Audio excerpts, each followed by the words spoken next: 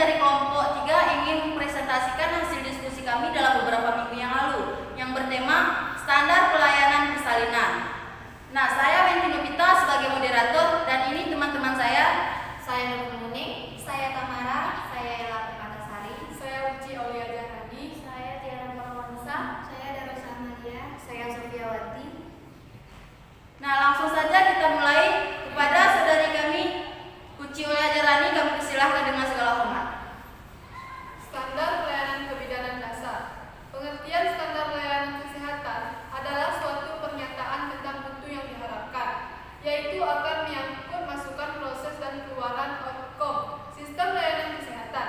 Standar layanan kesehatan merupakan suatu alat organisasi untuk menjabarkan mutu layanan kesehatan ke dalam terminologi operasional sehingga semua orang terlibat dalam layanan kesehatan akan terikat dalam suatu sistem. Baik pasien menyediakan layanan kesehatan, menunjang layanan dan akan bertanggung juga dalam menjalankan tugas dan perannya masing-masing. Sekian dari saya dan dilanjutkan oleh pemaparannya teman kita Ella Permatasari. Silakan dengan segala hormat. 2. Syarat standar. Syarat standar menjadi 10 ya. Syarat standar terbagi menjadi 10 yaitu dapat diobservasi, 2. realistis, 3. mudah dilakukan dan dibutuhkan, 4. jelas, 5. masuk akal, 6. mudah dimengerti, 7. dapat dicapai, 8. aksa, 9. meyakinkan, 10. mantap, spesifik, serta eksplisit. Dan dilanjutkan oleh Nur Muning. B. Standar pelayanan persalinan. Kala 1, persalinan dimulai sejak terjadinya kontraksi uterus dan pembukaan serviks hingga mencapai pembukaan bengkak 10 cm. Persalinan kala 1 berlangsung 18 sampai 24 jam dan terbagi menjadi 2 fase, yaitu fase laten dan fase aktif. Fase ini disebut juga pembukaan. Pada tahap ini terjadi pematangan dan pembukaan mulut rahim hingga cukup untuk jalan keluar janin. Pada kala 1 terdapat 2 fase, yaitu fase laten, pembukaan sampai mencapai 3 cm berlangsung sekitar 8 jam. Fase aktif, pembukaan dari 3 cm sampai lengkap 10 cm berlangsung sekitar 6 jam. Sekian dari saya dan akan dipaparkan oleh teman saya Tamara. Standar persalinan kala 2 yang aman. Tujuan 1. Memberikan pelayanan kebidanan yang memadai. Standar persalinan kala 2 yang aman. Tujuan 1. Memberikan pelayanan kebidanan yang memadai dalam mendukung pertolongan persalinannya yang bersih dan aman untuk ibu dan bayi. Prosedur kala 2. Kala 2 merupakan fase dari dilatasi serviks lengkap 10 cm hingga bayi lahir. Pada kala ini, pasien dapat mulai mengejar sesuai instruksi penolongan persalinan, yaitu mengejar bersamaan dengan kontraksi Hingga plasenta keluar. Asuhan persalinan yang dilakukan adalah periksa adakah bayi kedua, suntikan oksitosin intramuskular pada lateral paha ibu, atau intravena bila sudah terpasang infus. Cara peregangan tali pusat adalah satu tangan membawa kalian ke bawah, ke arah bawah, sedangkan tangan lainnya memegang uterus sambil didorong ke arah dorsokranial. Jika tali pusat bertambah panjang, maka pindahkan kalian hingga jarak 5-10 cm dari vulva ibu. Lakukan peregangan tali pusat berulang dengan perlahan hingga plasenta lahir spontan.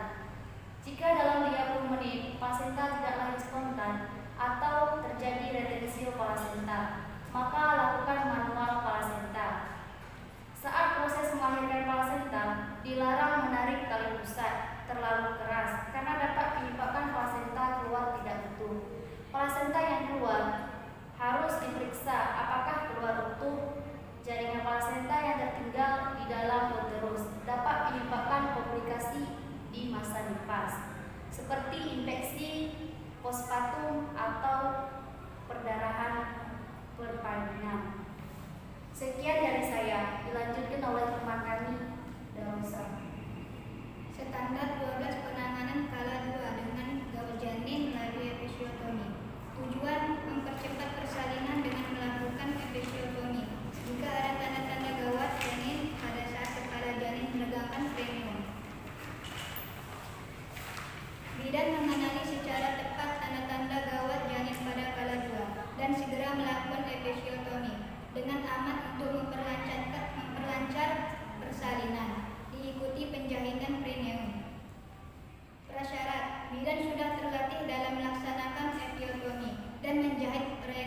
secara benar. Proses: jika ada tanda gawat, janin berat dan kepala sudah terlihat, maka satu-satunya cara yang dapat dilakukan oleh bidan untuk menyelamatkan janin adalah dengan melakukan episiotomi.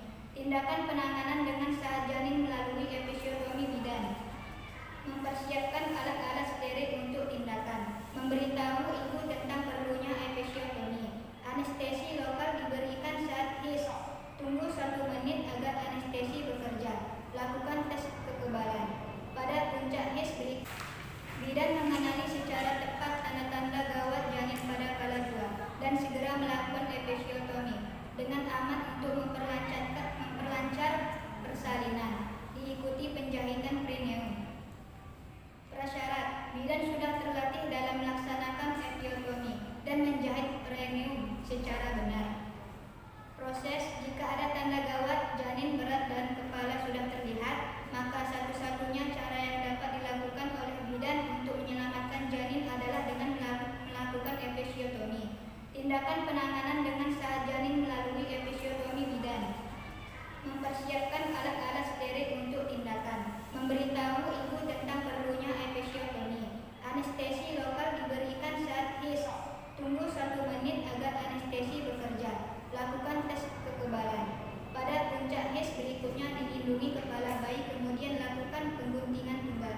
Minta ibu meneran di antara 2 HIS. Sekian dari saya, terima kasih. Nah, terima kasih kepada saudari-saudari kami telah memaparkan hasil presentasi kami pada hari ini. Nah, selanjutnya kesimpulannya akan dibacakan oleh saudari kami Tiara Parawansa. Kami silakan dengan segala hormat.